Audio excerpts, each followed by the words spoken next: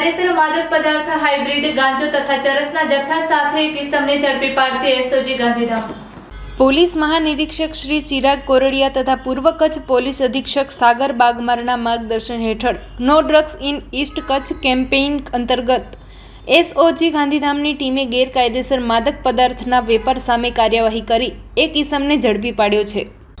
બાતમીના આધારે એસઓજી ટીમે અંજાર તાલુકાના મેઘપર બોરીચી વિસ્તારમાં તપાસ હાથ ધરી હતી।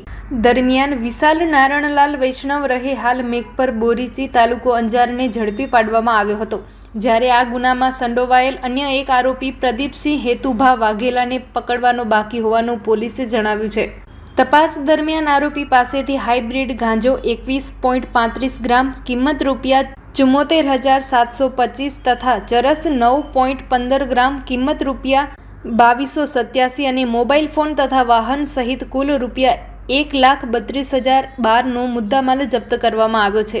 આ અંગે એનડીપીએસ એક્ટ હેઠળ ગુનો નોંધી વધુ તપાસ અંજાર પોલીસને સોંપવામાં આવી છે।